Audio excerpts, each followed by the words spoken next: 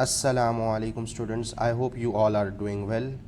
This video is pertaining to O-level and IGCSE ratios. If we start talking about ratios, these ratios are broadly divided into two categories. First one is profitability and the other is liquidity. So in this video, we'll be discussing about profitability ratios. Before we jump onto these ratios, let's discuss what does profitability ratios indicate. Basically, profitability ratios, this ratios would be used to indicate the profitability of the business as the word suggests. In ratios के through हम देखेंगे कि भाई business कितना profitable है, तो ये business कितना प्रॉफिटेबल है ये हमें दिखाएंगे रेशियोज. इसी तरह दूसरी कैटेगरी जो रेशियोज़ की वो है लिक्विडिटी रेशियोज़. लिक्विडिटी रेशियोज़ हमें कैश कंडीशन के बारे में बताएंगे. देखो, बिजनेस को एग्जिस्ट करने के लिए दोनों चीज़ें ज़रूरी है. बिजनेस के पास कैश भी होना ज़रूरी है, अदरवाइज बिजनेस के नॉट एग्जिस्ट, और बिजनेस को प्रॉफिटेबल भी होना ज़रूरी है. अगर बिजनेस प्रॉफिट ही नहीं कर रहा तो बिजनेस के होने का कोई फ़ायदा ही नहीं है. बात समझ आ रही है. और अगर बिजनेस के पास कैश ही एग्जिस्ट नहीं करता है, business run out of cash, so both profit and cash are important item for the business. Business के पास कैश भी मौजूद होना चाहिए और बिजनेस प्रॉफिटेबल इनफ भी होना चाहिए. बात समझ आ रही है. In order for the business to exist. अब मिसाल के तौर पे सारी सेल्स अगर हम क्रेडिट पे कर दें तो प्रॉफिट तो बिजनेस में शो होगा, लेकिन बिजनेस के पास कैश नहीं होगा, क्योंकि कैश बिजनेस ने रिसीव नहीं किया होगा अपने कस्टमर्स से. अगर सब कुछ क्रेडिट पे बेचे, लॉन्ग टर्म क्रेडिट पे, तो the business would not be liquid enough. तो उस केस में प्रॉफिटेबल तो होगा लेकिन लिक्विड इनफ नहीं होगा, तो that wouldn't be a sustainable model, because business can't survive for long अगर वो क्रेडिट पर ही चलता रहे. बात समझ आ रही है. सो in this video we'll be discussing profitability ratio.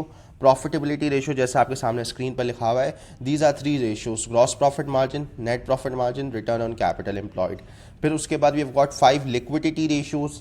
तो पहला liquidity ratio है current ratio, और you can also call it working capital ratio. Second is quick या liquid या acid test ratio. Third is rate of inventory turnover. Fourth is trade receivable turnover, and fifth is trade payables turnover. So without a further ado, let's start off with profitability ratios.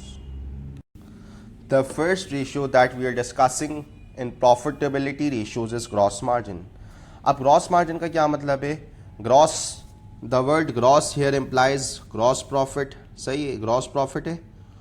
और जहाँ पे भी हम word margin देखें तो उसका मतलब कि expressed as a percentage of sales. बात समझ आ रही है. मार्जिन, जहाँ भी वर्ड आप मार्जिन देखो, आपके डिनोमिनेटर में सेल्स या नेट सेल्स या रेवेन्यू आ जाएगा. बात समझ आ रही है. जहाँ पे भी वर्ड आप मार्जिन देखो, आपके डिनोमिनेटर में नेट सेल्स या रेवेन्यू आ जाएगा. तो ग्रॉस मार्जिन है तो इसका मतलब ग्रॉस प्रॉफिट अपॉन रेवेन्यू या net sales as written in front of you. फिर इसको हम मल्टीप्लाई बाय 100 कर रहे हैं ताकि हमारे पास परसेंटेज में आंसर आ जाए.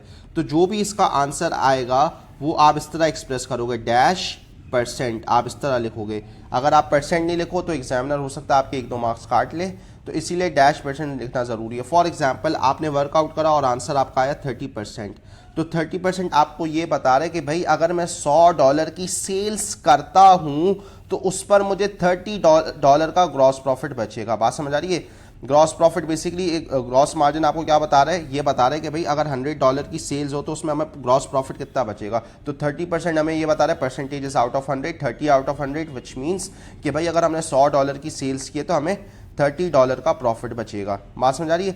अब before further moving on to ratios, अब रेशियोज कैलकुलेट करना क्यों ज़रूरी है? रेशियोज कैलकुलेट करना इसलिए ज़रूरी है ताकि हम बिजनेस को कंपेयर कर सके. कंपेयर करने का मकसद या तो ईयर टू ईयर बिजनेस को कंपेयर कर सके, फॉर एग्जांपल 2019 को 2020 से कंपेयर कर सके. भाई 2019 का बिजनेस का ग्रॉस मार्जिन कैसा था, 2020 का ग्रॉस मार्जिन कैसा है.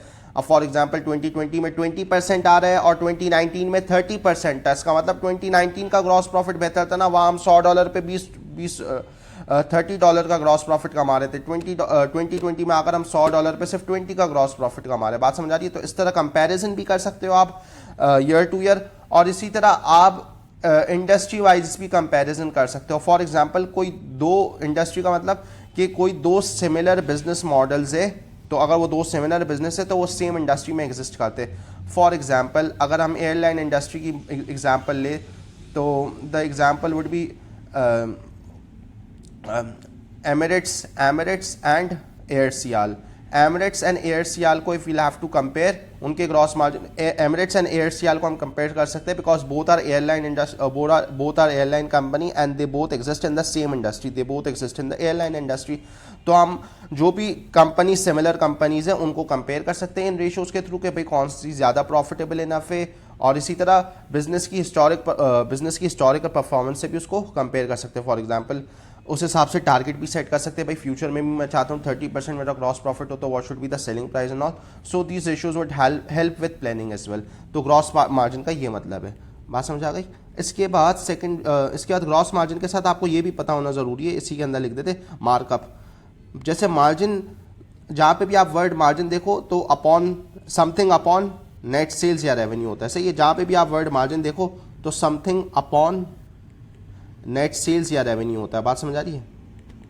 और समथिंग क्या है, वो ग्रॉस की वजह से हमें पता चला है ग्रॉस प्रॉफिट है, बात क्लियर है। इसी तरह जहाँ पे भी आप वर्ड मार्कअप देखो तो मार्कअप का मतलब something upon cost of sales, something upon cost of sales, और वो क्या है ऊपर ग्रॉस मार्कअप यानी gross profit, gross profit as a percentage of cost of sales, बात समझ आ रही है। तो फॉर एग्जांपल इसका आपका आंसर आया डैश इंटू 100, आप इसको मल्टीप्लाई करोगे और ये आपका आंसर आ गया इक्वल्स टू डैश, और आप आगे परसेंटेज की साइन लगा दोगे, बात समझ आ रही है। ये भी परसेंटेज में आंसर एक्सप्रेस होता है। इसका ये मतलब है भाई जो चीज़ मुझे $100 की पड़ी है उस पर मैंने कितना ग्रॉस प्रॉफिट कमाया। फॉर एग्जांपल ये आंसर आ रहा है 25, इसका मतलब जो चीज़ मुझे $100 की पड़ी है, यानी जिस चीज़ की कॉस्ट मुझे $100 पड़ी है उस पर मैंने 25 का प्रॉफिट रखा है। तो अगर एक चीज़ ऐसी फॉर एक्सप्लेनेशन से, अगर एक चीज़ जो आपको $100 की, जिसकी कॉस्ट आपको $100 पड़ी है और उस पर आपने 25 ग्रॉस प्रॉफिट रखा है, तो वो बेची कितने की होगी, आपने 125 की बेची होगी ना। कॉस्ट 100 है और उस पर आप 25 का प्रॉफिट रख रहे हो, तो कितने की बेची होगी आपने 125 की, बात समझ आ रही है। जबकि ऊपर ये मतलब है जो चीज़ हमने 100 की बेची है उस पर मेरा 30 का प्रॉफिट शामिल है, यानी अगर मैं कोई चीज़ 100 की बेचता हूँ उस पर मेरा 30 का प्रॉफिट शामिल है, वो चीज़ मुझे कितने की पड़ गई $70 की। सो आई होप दैट्स क्लियर। तो मार्कअप एंड मार्जिन यहाँ से क्लियर हो गया। सेकंड जो आपका प्रॉफिटेबिलिटी का फॉर्मूला है that is profit margin. Profit margin again यहाँ पे भी वर्ड मार्जिन लिखा हुआ है, तो सबसे पहले नीचे हम लिख देंगे नेट सेल्स या revenue, something upon net sales या रेवेन्यू होता है जहाँ पे भी आप वर्ड मार्जिन देखो। अब प्रॉफिट मार्जिन लिखा हुआ है तो ऊपर आ जाएगा profit for the year, profit for the year into 100।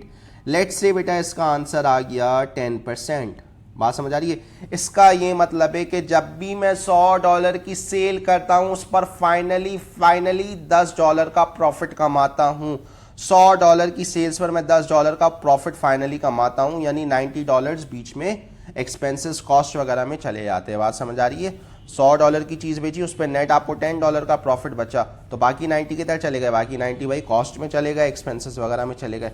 अब मिसाल के तौर पे बेटा आपका ग्रॉस मार्जिन का आंसर आ रहा है 30% और प्रॉफिट मार्जिन का आ रहा है 10%, तो क्या बता रही है ये हमें, ये बता रहे हैं बेटा कि ग्रॉस प्रॉफिट हमें $100 की सेल करते हैं तो ग्रॉस प्रॉफिट कितना बनता है $30, बात समझ आ रही है। यानी अगर ग्रॉस प्रॉफिट $30 है तो कॉस्ट क्या पड़ी उस चीज़ की $70, बात समझ आ रही है। तो एक चीज़ जो आपको आपने जो $100 की बेची उस वो आपको $70 की कॉस्ट कर गई और उस पर 30 का ग्रॉस प्रॉफिट बच गया, इसका ये मतलब हो गया। फिर आपने देखा उस पर आपको 10% प्रॉफिट मार्जिन बचा है, यानी इन दी एंड $100 की सेल्स करके आपको सिर्फ 10 का प्रॉफिट बचा है, तो इसका मतलब 30 ग्रॉस प्रॉफिट हुआ और उसके बाद 10 का प्रॉफिट बच रहा है, तो बेटा इसका मतलब है बाकी 20 किधर चले गए, इसके दरमियान जो डिफरेंस है वो आपको ये बता रहे हैं तकरीबन एक्सपेंस आपके $20 के हो गए, बात समझ आ रही है। तो उसको किस तरह इंटरप्रेट करेंगे, $100 की हमने सेल्स करी, वो हमें $70 की कॉस्ट पड़ गई उस प्रोडक्ट की, $30 ग्रॉस प्रॉफिट हुआ, 20 एक्सपेंसेस में चले गए, तो $10 इवेंचुअली हमें प्रॉफिट बच गया, बात समझ आ रही है। तो this is how you interpret this formula. इसका मतलब ग्रॉस मार्जिन और प्रॉफिट मार्जिन में जितना ज़्यादा फ़र्क होगा उतना ज़्यादा समझो बिजनेस के एक्सपेंसेस है, बात समझ आ रही है, और जितना कम फ़र्क होगा इसका मतलब उतने बिजनेस के कम एक्सपेंसेस है। So I hope that makes sense to you. The third and the most important formula is return on capital employed. Return on capital employed.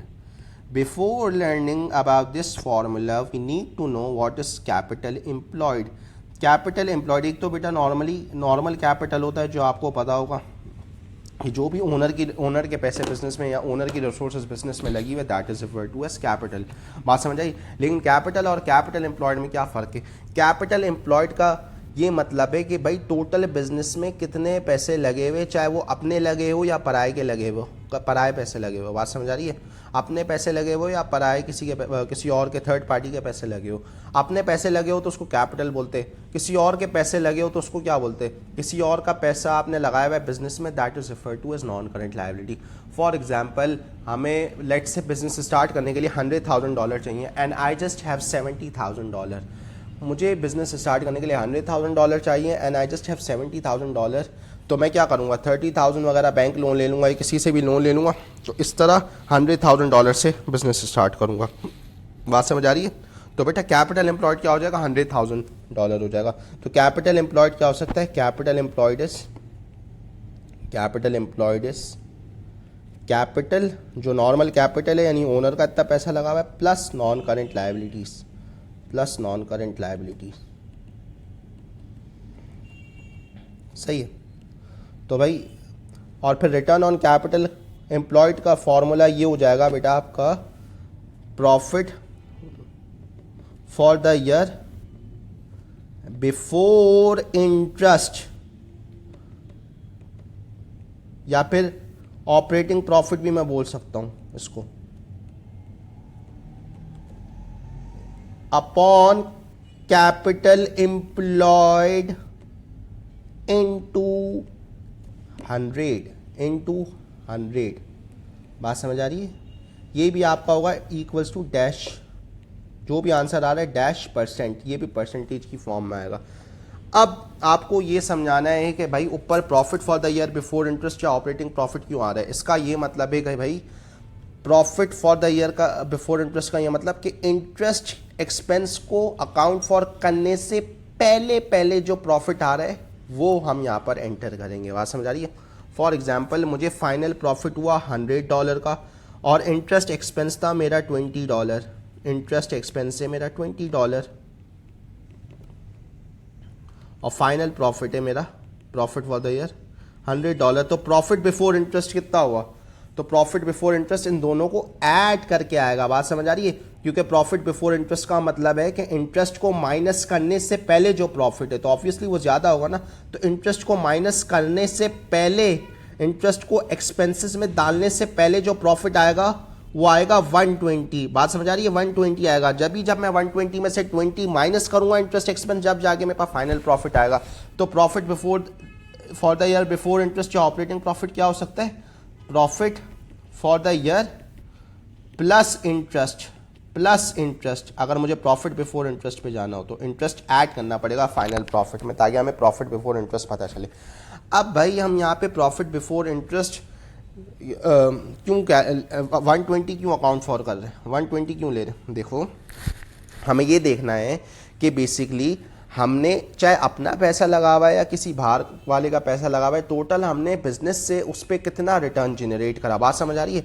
अब आप खुद सोचो, अगर मुझे कोई नॉन करेंट लायबिलिटी ना लेनी पड़ती तो सारा का सारा पैसा मेरा अपना ही लगा हुआ होता बिजनेस में, और जो मेरा अपना कैपिटल है फिर वही कैपिटल एम्प्लॉयड होता। यानी नॉन करेंट लायबिलिटी जीरो होती है अगर, तो कैपिटल ही कैपिटल एम्प्लॉयड होता कि भाई टोटल इतना ही कैपिटल लगा हुआ है, जो मेरा अपना पैसा है बस वही बिजनेस में एम्प्लॉय हुआ है, वही कैपिटल लगा हुआ है। तो हमें ये देखना है भाई जो भी कैपिटल लगा हुआ है उस पर बिजनेस ने अपने ऑपरेशंस के थ्रू कितना प्रॉफिट कमा के दिया। बात समझ आ रही है? हम यहाँ पे इंटरेस्ट को इसलिए इग्नोर कर रहे हैं ताकि हमें ये पता चले भाई इंटरेस्ट से पहले इंटरेस्ट को अकाउंट फॉर करने से पहले बिजनेस ने अपने ऑपरेशंस के थ्रू कितना प्रॉफिट कमा के दिया। बात समझ आ रही है?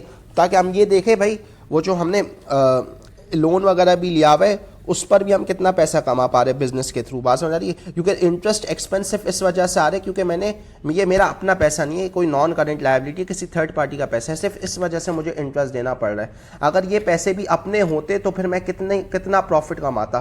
तो इसीलिए we take into account profit for the year before interest. For example बेटा इसका आंसर आ रहा है 15%। 15% आपको ये बता रहा है कि भाई अगर मैं 15% मतलब आउट ऑफ 100, तो 15% मतलब 15 आउट ऑफ 100, तो 15 आउट ऑफ 100 आपको ये बता रहे कि भाई जो भी बिजनेस में मेरे $100 लगते हैं, अगर मैं बिजनेस में अपने $100 लगाता हूँ, चाहे वो अपने लगाऊं या पराए लगाऊं, टोटल उस पर मैं $15 कमा लेता हूँ। अगर मैं बिजनेस में $100 इन्वेस्ट करता हूँ, यानी $100 कैपिटल एम्प्लॉयड हो गया, अगर मैं $100 का कैपिटल एम्प्लॉय करता हूँ बिजनेस में, तो मैं $15 उस पर रिटर्न कमा लेता हूँ। $100 लगाकर बिजनेस पर $15 रिटर्न कमा लेता हूँ। तो बेटा अगर बैंक, जो भी मैंने बैंक लोन या किसी से भी लोन लिया हुआ है, अगर उसका इंटरेस्ट रेट 15% से जितना कम है, वो मेरे लिए उतना फीसेबल है, क्योंकि भाई मैं $100 लगा के $15 कमा रहा हूँ। तो मैं चाहूँगा अगर मैं किसी से $100 लूँ तो उस पर मुझे 15 से जितने कम हो सके मैं उतने दे सकूँ। बात समझ आ रही है? अब फॉर एग्जांपल मैंने 5% इंटरेस्ट रेट पे लोन लिया हुआ है, इसका ये मतलब है कि मुझे $100 पर कितना इंटरेस्ट देना है? सिर्फ $5। और मैं खुद बिजनेस से कितने कमा रहा हूँ? $15। मुझे देना है 100 पर $5 का इंटरेस्ट, और मैं बिजनेस से कमा रहा हूँ $100 पर $15। बात $100 पे $15 कमा रहा हूँ, तो नेट फिर भी मुझे $10 तो बचेंगे ना। बात समझ आ रही है? $10 तो बचेंगे ना। तो इसलिए 5% पे लोन लेना मेरे लिए फीसेबल है। इसीलिए यहाँ हम इंटरेस्ट अकाउंट फॉर नहीं करते, इंटरेस्ट अकाउंट फॉर नहीं करते। बात समझ आ रही है? इसी तरह हम दो आपस में उन बिजनेसेस को भी कंपेयर कर सकते हैं। अब फॉर एग्जांपल दोनों सेम बिजनेस है, उनके मुझे प्रॉफिट को कंपेयर करना है। अब एक बिजनेस ने ज़्यादा लोन लिया हुआ है, एक बिजनेस ने कम लोन लिया हुआ है। अब जिस बिजनेस ने ज़्यादा लोन लिया हुआ है, उसका फाइनल प्रॉफिट तो सिर्फ इस वजह से कम आ रहा होगा कि भाई उसको तो इंटरेस्ट देना पड़ रहा है। तो उन दोनों को कैसे कंपेयर करें? उनको कौन का सा बिजनेस बेहतर ऑपरेशंस परफॉर्म कर रहा है? तो दोनों को बेहतर दोनों की परफॉर्मेंस गेज करने का तरीका ये होगा कि आप उनके प्रॉफिट फ्रॉम ऑपरेशंस या प्रॉफिट बिफोर इंटरेस्ट को कंपेयर करो। बात समझ आ रही है? प्रॉफिट बिफोर इंटरेस्ट को कंपेयर करो, क्योंकि भाई एक ने जो ज्यादा लोन लिया हुआ है उसकी वजह से उसको ज्यादा इंटरेस्ट देना पड़ रहा है, एक ने जो कुछ भी लोन नहीं दिया हुआ उसको तो इंटरेस्ट ही नहीं देना पड़ रहा, उसको तो ऑटोमेटिकली फायदा हो जाएगा। तो बेहतर ये कि आप उनके ऑपरेटिंग प्रॉफिट को कंपेयर करो, ताकि आपको ये पता चले उनको प्रॉफिट अपने प्योरली ऑपरेशंस के थ्रू कितना प्रॉफिट हो रहा है। So that is why this is important. अब बेटा कैपिटल एम्प्लॉयड आपको ये तो समझ आ गया, capital plus non current liability है। कैपिटल एम्प्लॉयड ये भी हो सकता है, जैसे मैं आपके सामने लिख रहा हूं। अब कैपिटल एम्प्लॉयड आपको पता है is capital plus non current liability. बात समझ आ रही है? अब बेटा अगर मैं आपके सामने अकाउंटिंग इक्वेशन लिखूं, तो अकाउंटिंग इक्वेशन हमने क्या पढ़ी है? Assets equals to capital plus liability. अब ऐसे ही मैं चाहूं तो लायबिलिटीज को मैं दो लायबिलिटीज को इस तरह भी ब्रेक कर सकता हूँ। Liabilities can also be written as non current liabilities plus current liability. तो मैं इस फॉर्मूले को इस तरह चेंज कर सकता हूँ, asset equals to capital plus non current liability plus current liability. सही है? हमें क्या चीज़ रिक्वायर्ड है? कैपिटल एम्प्लॉयड में क्या रिक्वायर्ड है? Capital plus non current liability. तो बेटा अगर capital plus non current liability मैं इक्वेशन की इस तरफ ही रहने दूँ और कैपिटल करेंट लायबिलिटी को उधर ले जाऊँ, तो फॉर्मूला क्या हो जाएगा? Assets minus current liability equals to capital plus non current liability. बात समझ आ रही है? तो बेटा जिस तरह capital plus non current liability is equals to capital employed, जिस तरह capital plus non current liability is equals to capital employed, उसी तरह assets minus current liability is also capital plus employed.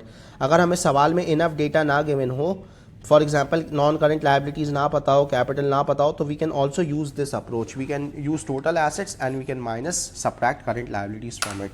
सही है? ये तो बेटा सोल ट्रेडर के केस में था। बात समझ आ रही है? अब अगर आपको देखना हो, अगर आप लिमिटेड कंपनीज के लिए रिटर्न ऑन कैपिटल एम्प्लॉय निकाल ले, तो अब आप क्या यूज़ करोगे? Capital plus non current liability की जगह कैपिटल का मतलब कि ओनर का टोटल कितना पैसा लगा हुआ है बिजनेस में। बात समझ आ रही है? तो हम कैपिटल को कंपनी में क्या बोलते हैं? Equity, equity and reserves. तो बेटा उसके अंदर आ जाएगा शेयर कैपिटल, कि भाई ओनर की इतनी ओरिजिनल इन्वेस्टमेंट लगी हुई, plus general reserve plus retain earning, क्योंकि भाई रिटेन अर्निंग और जनरल रिजर्व में भी जो पैसे पड़े वो ओनर्स के ही है। तो इन तीनों को ऐड करेंगे जब जाके कैपिटल का ऑल्टरनेटिव हमें मिलेगा कंपनी के केस में। Share capital plus general reserve plus retain earning equals to equity या capital in the case of company. फिर हम इसमें नॉन करेंट लायबिलिटी ऐड कर देंगे, जैसे debentures and bank plus bank loan. तो फिर हमें कंपनी के लिए मिल जाएगा capital employed. Capital employed for limited company. सही है, तो अगर आपको कंपनी गिवन हो तो आप इस तरह कैपिटल एम्प्लॉयड निकालोगे। So here we are done with the profitability formulas. Next video में हम लिक्विडिटी रेशियोज पर बात करेंगे। Thank you.